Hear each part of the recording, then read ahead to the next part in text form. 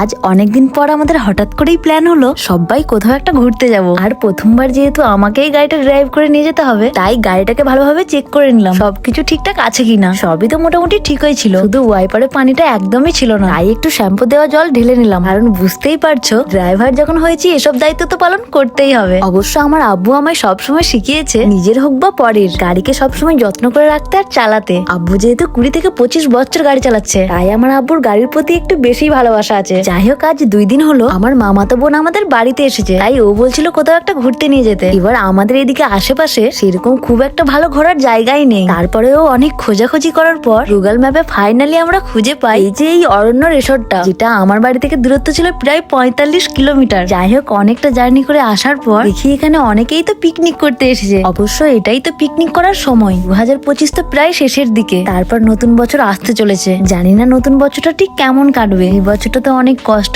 দুঃখ, আনন্দ সবকিছু ভাগ করেই কেটেছে। তবে আমার জীবনের সব থেকে খারাপ বছর ছিল 2020। ওই সালটা আমার জীবন থেকে সব সুখ কেড়ে নিয়েছিল। যেমন আমার কাছের মানুষ আমার দাদু 2020 সালেই কোভিডে আক্রান্ত হয়ে আমাদের সবাইকে অনেকটা কষ্ট দিয়ে ছেড়ে চলে গেছিল। যাই হোক, সেসব পুরনো কথা আর তুলবো না। এই যে এখন এই অরণ্য পার্কে এসে, মানে রিসর্টে এসে আমি এই জায়গাটা দেখতে পাই, যেটা দেখতে ছিল অনেকটাই সুন্দর। দূর থেকে দেখছিলাম এখানে সবাই সবার প্রিয় মানুষকে নিয়ে ছবি তুলছিল, রিলস বানাচ্ছিল। কিন্তু আমার তো ছবি বা রিলস বানানোর মতো কোনো প্রিয় মানুষ নেই, তাই কি আর করব, মনের কষ্টে একা একাই দাঁড়িয়ে কয়েক কটা ছবি আর ভিডিও করলাম আর কি। তবে এখানে মোটামুটি সবাই মজা করছিলাম, কিন্তু ওই যে পিছনে ওই মানুষটা কি যে এত চিন্তা করছিল উনিই জানে। একটা জায়গায় সবাই মিলে ঘুরতে এসেছি, একটু মজা করব, মন খুলে ঘুরবো, তা না করে ছেলেটা নিজের চিন্তাতেই মগ্ন। জানি না তোর জীবনে এত চিন্তা কিসের। আমাদের তো মাঝে মাঝে মনে হয় তোর বাড়িতে 4টা বাচ্চা আছে আর তাদেরকে হয়ে মানুষ করবি, সেই নিয়েই তোর চিন্তা বল। আরে পাগল, এটাই তো জীবন। আমাদের জীবনে তো সবসময় ভালো সময় আসে না, তাই সেই খারাপ সময়ে মন খারাপ না করে এই খারাপ সময়টাকেই মেনে নিয়ে সব ভুলে এরকম ভাবেই এগিয়ে চলতে হবে আমাদের। আজকে খারাপ সময় এসেছে, কাল তো ভালো সময় আসতেই পারে, তাই না? তাই বেশি চিন্তা না করে এরকম ভাবেই আমাদেরকে এগিয়ে যেতে হবে। আর একটা কথা, আমার এই ফালতু ব্লগটা যারা শেষ পর্যন্ত দেখেছো, মানে আমার বন্ধু বান্ধব, ভাই বোন, দিদি, সবাইকে বলছি, আমাদের সানিয়াদি যদি তোমাদের মনে কখনো দুঃখ দিয়ে থাকে, তাহলে তোমাদের সানিয়াদিকে দয়া করে ক্ষমা করে দিও। আমি সত্যিই কখনো চাইনি বা চাই না আমার কোনো কথাই তোমাদের খারাপ লাগুক।